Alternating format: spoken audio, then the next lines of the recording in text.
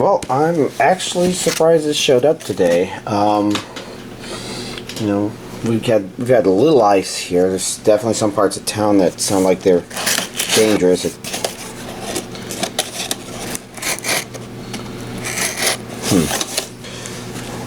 not on there very straight, but you know, it showed up, and I guess this will be the first week in a couple weeks with this week's stuff, which means it'll be a pretty big update. Yeah, pretty big update, because it also has last week's stuff, which is this pile here. We should probably begin with that stuff. In fact, if we're gonna do that, then we should begin with Sword Art Online, the movie Ordinal Scale DVD version. I got the Blu-ray version, but when I ordered it, somehow I missed getting the DVD version as well. And when I realized that this wasn't in stock, and it finally, my copy showed up. Don't think it's as impressive on the inside and the outside as the Blu-ray version I got, but that's okay. Next up, we've got Yamada and the Seven Witches. You can see here it's regions A and B, English dubbed. And you can see it's already been opened. I mean, this is what happens when something arrives. I'm like, yeah, something sounds familiar about the name.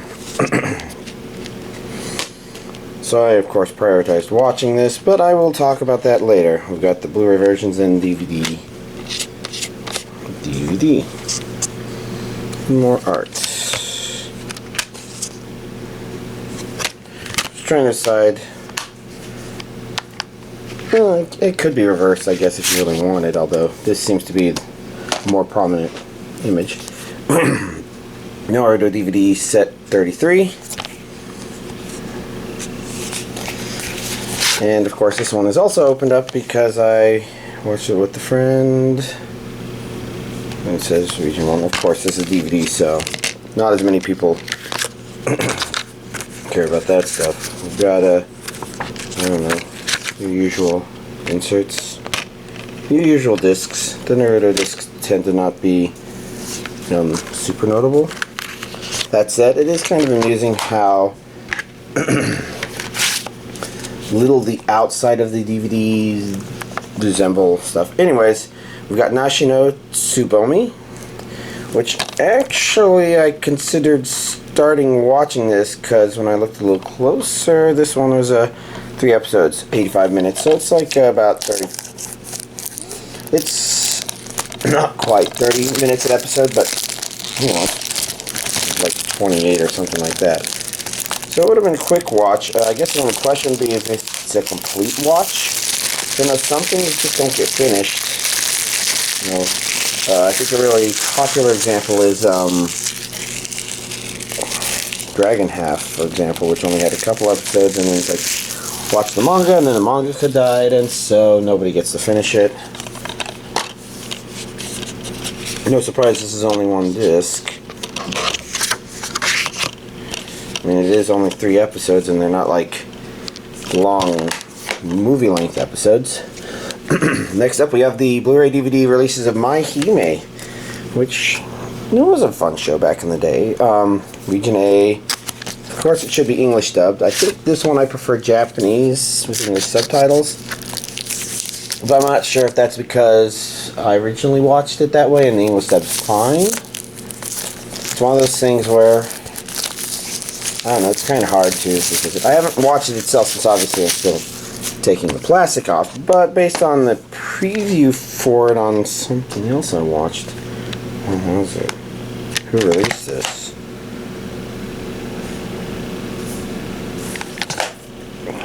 Funimation? Yeah, there we go, Funimation. So I guess there's some ideas on Okay, so we got 3 discs for 3 Blu-ray discs series, and then 2, 3, 4 DVD discs for the DVD version of the series. Anyways, the Blu-ray preview looked pretty good. Might not mean much. Then we got My-OTOME, which is watchable, interesting ideas, but it kind of felt like it got a little too lost in My-HiME's success, I guess, from what I remember. It's nice that the main character isn't a character from My-HiME. I mean, she only shows up as a background character, kind of hinting at, oh, there's going to be another series at the very end of the series, but it's not actually related to My-HiME so much as there's similar inspirations. So we got 3 Blu-ray discs with the episodes, and then 4 with the DVD episodes. But yeah, I guess a kind of rough example is she isn't even a completely new character. Like, she was a character from My-HiME that they repurposed for this, and you kind of get some of that with this, because who is the main character here, is a different kind of character here. They're not the same character, they're just reusing the same character idea. Region A, Region A.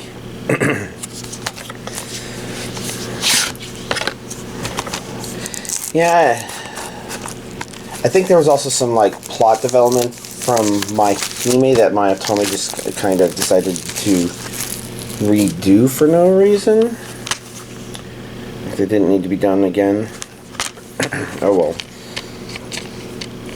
So here we have Otome Zwei and Otome Zero S.ifr. 4 episodes and 3 episodes on 1 Blu-ray disc, and then we got 1 DVD disc for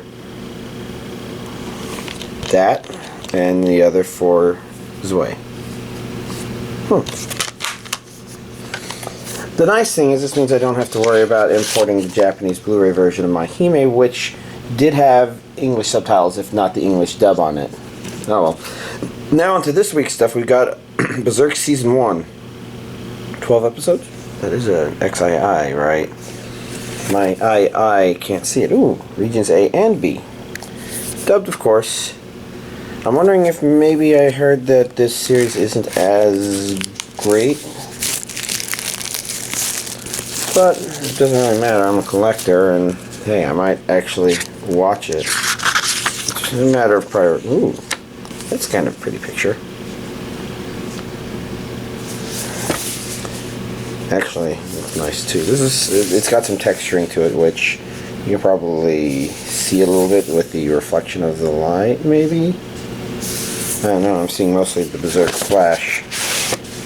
Well, let's get on the inside of this. Is that a naked elf boy? Fairy girl? Humanoid? This is the image that they used for advertising of this set, not official artwork, or not the final artwork, I mean. We probably need to get under this. Okay, that's a gut sword, I think.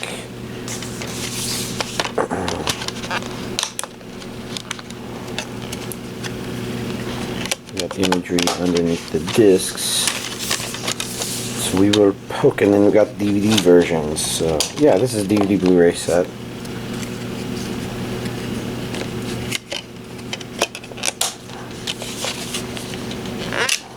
Actually, this looks like one big image, but I'm not going to try and juggle 2 discs holding this thing open at the same time. So let's try preserving the memory of this thing in here, like I sometimes do. Success. Next up, we've got the Morose Mononokean. Mononokean. Jesus, did I pronounce that right the first time? I just kind of winged it. Regions A and B, so this one's importable. English dub. And I saw an advertisement for this. There's a part of me wondering if I actually finally got to see a little bit of Natsume's Book of Friends. But no, it was this, you know, and it looks interesting. I'm not sure where it lies on the priority scale. Let's see. We got Blu-ray 1. We got Blu-ray 2. It's a lot easier to see the lettering on the DVD. I guess if I do that, the Blu-ray can be seen, but that DVD's text is viewable at any angle. What is he eating? Since I can't see them too well, I can't help but think those are uncooked hamburger patties, and I'm pretty sure that's not it. It's something else.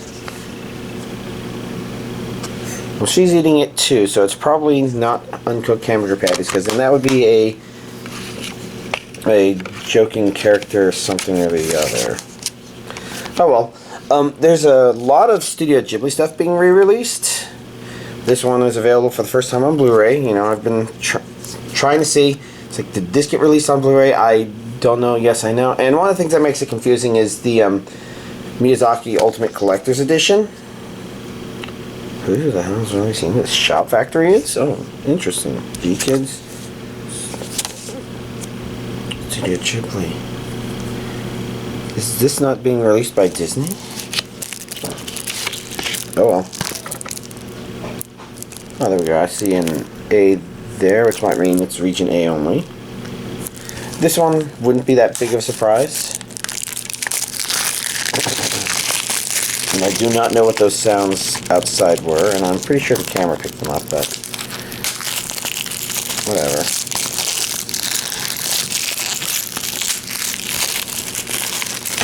There we go. This is some really stubborn plastic. What do we have here? We have over here, that's a 1. This is probably DVD version. And then over here, this would be the Blu-ray version. It says right there. What even is this?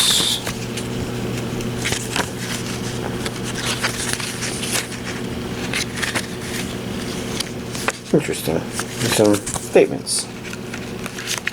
And the artwork back here. At this angle, it looks a lot like. Fuck, I can't remember the name. Oh well. Last but not least, we have Kabaneri. It says something else underneath this person. Of the Iron Fortress. Oh, yeah, that name sounds very intriguing. Iron Fortresses are very intimidating sounding. Oh, look. Regions A and B. English dub. When losing your humanity is the only way to save it. Okay, yeah, kind of intriguing. Now, you know, I do have to wonder, she seems to be the most prominent person on the cover here, but is she actually the main character? Because there's some prominence here. Is it reverse harem? I don't know. Sometimes I'm worried about the advertising on these things, not that it would necessarily be bad, but it's like kind of hard to tell where my own biases may be seeping in, and that's what they're expecting from it. Well, that's a really, look at that. Is that part of the same? Whoa. And that's why it kind of felt like I shouldn't shake it around too much. I guess some of that. Okay, so we're gonna open it up like this. This part is actually really great. It's a good front cover. The whole image itself, that's not too bad, but the colors aren't as engaging, I guess, on that side. Ooh, and then there's a back side with blue hues and stuff. Interesting. So we got the discs themselves. We've got Blu-rays 1 and 2. These are actually very readable. Whoa. And then we got DVDs 1 and 2. I guess one thing I should take a careful look at, although based on the packaging, I guess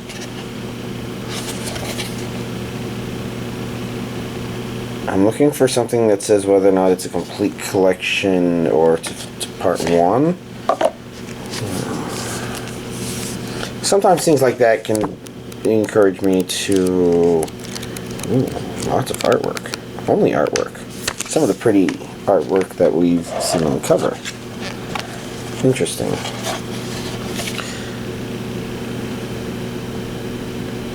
This back says includes episodes 1 through 12 plus extras. That, sometimes they like to say when it's complete, but usually if it's not complete, there's something that says Collection 1, Part 1, or something like that. This doesn't even say Season 1. Is it complete? I don't know. Let's see. I guess, yeah, let's do it like this. Because that's everything. Oh, there we go. And there's this week's anime DVD collection update. Good amount of anime watched this week. First of all, I did watch Naruto Shippuden DVD set 33 with my friend that I've been watching the series with, and it's a bit of a mix. It feels like the series is getting more desperate to both want to show the main story, but at the same time needing to find excuses to slow down. It's my understanding that as Naruto got closer and closer to the end, and I don't know if it's getting close to the end or not, this is episode 430 of Naruto Shippuden, so y'all might know.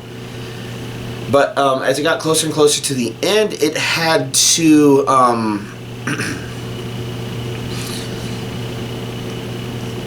there was a lot of filler episode-y sort of stuff, but then it was able to reach a point where it didn't need it anymore, and I'm wondering if it's kind of getting close to a breaking point, or if this is just the way they figured out they'd try to do it this time. Basically, in this set, every couple of episodes you do get something in the present, but then it goes to a couple episode flashback. It could be a 1 episode flashback, or 2, or maybe even a 3 episode flashback, until it reaches an excuse to do more, not really flashbacks, but kind of side story sort of stuff. I don't want to elaborate too much on everything that happens here, because it's just crazy enough that there's spoilers, and if I say the wrong things, and hopefully I haven't said anything wrong. Overall, it might have been nice if, you know, this coming week with my friend I could continue watching more of the series, but, yeah. And I have to give this series some credit in that I think for the first time in a long time there was actually a little flashback that I was intrigued in. And I don't know if I can elaborate. I mean, it's filler, but at the same time, it's filler that actually reveals stuff that happens in the future for people who haven't even watched the series yet, and I don't know. It's crazy stuff. But, yeah, overall, it was, I'm kind of hoping that the series comes to an end. Of course, it's not going to come to an end really soon, because once we finish that, Boruto is going to probably start getting released on DVD Blu-ray. In fact, I already have a movie on DVD Blu-ray, and I have to figure out what episodes I can choose to watch certain things in, because I've lost track of that. Well, fortunately, New Version Streaming Server will fix that, but for now, Yamada and the Seven Witches, like I mentioned, the name seemed familiar. Like, maybe I'd seen people talk about it. Maybe there's a second season. There could be a second season. I'm trying to remember what I even saw, but at the minimum, yeah, see, this is what I was talking about earlier. This one actually says the complete series, and I wasn't finding that in the other thing. I have to check that out. But I like this series. It isn't going to be one of my favorites for sure, but it definitely took a lot of refreshing approaches to a lot of things, and it was very predictable in some of its, I guess you can't really call it twists so much as mechanics. Like, you can guess before the characters figure out the mechanics of what they're dealing with, but the entertainment of the show comes from what the characters themselves are doing and how they're playing with it, and they're playing a little more loosely with some of the character archetypes. For example, our main character is a delinquent, but it doesn't really feel like he falls into any of the common delinquent lead things. Like, it's very common for, oh, he's a delinquent, but he's really got a heart of gold, so he just does the same weak-willed, avert his eyes, apologizing, backing out, bowing as low as he can sort of stuff whenever he walks into his room and somebody else decided his room was the place to change. You know, that's the weak stereotype, I guess, and he's definitely not that. He's not emotionless either, though. He's just at some interesting place where it's refreshing.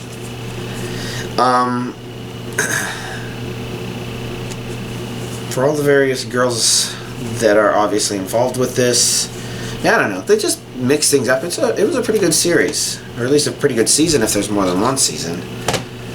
Although if we're talking about things that are really good, so I watched what was it? The Disastrous Life of Psyche K. And for some reason I watched the series and never really solidified the name. It's a pretty great series, actually. It's got a simple premise, it's got a lot of the fun things it does with it, and it doesn't fall into this habit of doing the same joke over and over again, which is a huge pitfall that a lot of comedy fall into. I think Club to Death Angel, why the hell can I not remember her name? I mean, she clubs people to death. Anyways, Dokurocha, that's it. That's kind of a really good example where it doesn't get bad. It's not the worst example of this, but it kind of feels a little stale. Like, it's not a one-trick pony, but it doesn't have a lot of as much variety as I guess you would think it would have. I think Ramen Fighter Miki is a really good example because it starts off really strong, and it just kind of feels like it falls into the same jokes. Like, it didn't have a good idea of what to do after that. This series never seemed to have that problem, and had interesting excuses to introduce new characters, and it got actual out loud chuckles from me because, you know, it was genuinely funny. I'm trying to think what else I can really comment about it, if I need to comment anything else. I guess if there was one thing I would warn about, it's definitely be careful going from the end of this to the beginning of this, just because, you know, if you get one and then you watch it, then it stops at a place that makes you want to put the next one in, which fortunately I had planned. But, I don't know, don't get caught by surprise. And I decided to go ahead and pull this out. First of all, I completely forgot I even had this. This was my Saturday friend. We're caught up on all the Monogatari stuff, and I caught him up on the first season of My Hero Academia. And so the question was what we were going to watch next. It's not a problem of what is there to watch, it's how do we narrow it down. There's a lot of awesome shit in here. And I was trying to look for Wolf Children. I couldn't remember if that was in the alphabetized part of the Blu-rays, or the part in front of the alphabetized part, or in the big gas piles in front of my DVDs. It's a huge mess. And then as I'm going through the Blu-rays, I'm like, I didn't even remember that I got Read or Die on Blu-ray, and it was something I was nominating him because he hadn't seen it. And this was, in particular, we were at least going to be looking for something movie length, and the first three OVA Read or Die was actually a really good candidate because he hadn't seen it, and, you know, rewatching it, it's actually pretty damn good. It's still pretty damn good, I should say. It's... Our main character, Yoniko Reedman, is a very...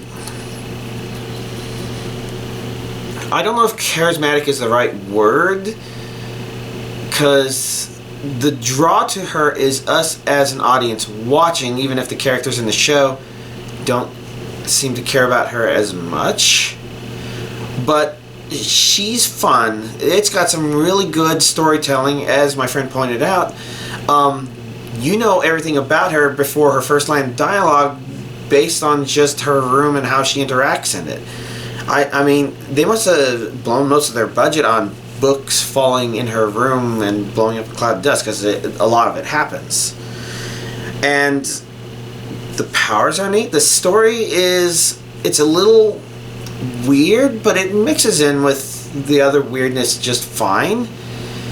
It basically keeps you engaged, and it doesn't overwhelm you with, oh yeah, superpowers, because of course you got Drake, whose superpower is he's so normal and tired of this shit that he's kind of a badass. But yeah, Read or Die, very fun. I'm not sure if we're going to go and visit the TV series, because the issue with the TV series is that it is... the beginning of the series is probably actually better than the OVA. I'm not sure if I would definitely say for sure it is, especially since I've not seen it in a long time. It's a lot easier to come back to the OVA because you can just 3 episodes, watch it. But at the same time, the problem with the TV series is I remember that I don't really care for where it goes. It loses steam. It stays, I think, in a pretty good anime sort of setup from what I vaguely remember, but it isn't this spectacular thing that it began with. Like, I remember at the time that Anita King's first day at school was one of the most awesome characters' first day at school episodes ever. And I was rewatching it, and I have trouble telling because I can't even remember any other characters' first day at school things, but I remember it being particularly fun. Oh well. Outside that, not really much else to report. You know, just more Pokemon stuff. Now that my coworker who plays Pokemon is back at work, he's you know, instigated some trading to get Pokédex entries up. But I guess my focus is still on breeding because I guess I want to fill up my Pokédex entries for Eevees with actual IV bred, EV trained, battle ready Eevees and its evolutions. You know, all 8 of them. Is it 8? Is it 7? I can't remember. I'm pretty sure it's 8. Because Eevee and its 7 evolutions, does it have 7 of them? Anyways. And for that project I kind of realized that another thing I did ended up with some good IV Eevees, but the egg moves I had previously bred onto them I wasn't keeping track of because what I was breeding didn't need the egg moves. Now I kind of wanted them again, so I went on a breeding project to make a perfect 6 IV Smeargle, because Smeargle is really good for breeding egg moves onto it because it can learn 4 of anything. And of course that project would give me a surplus of Smeargles that were almost 6 perfect IVs and are perfect utility Pokemon. So I think I have something like 50 ready to become a utility Pokemon Smeargle. And I tossed a lot of them because, you know, the RNG wasn't being particularly awesome. Not bad, just not awesome. And why, I don't know. I'm babbling a bit, I think. I guess I should probably end this week's video and wish y'all a nice week.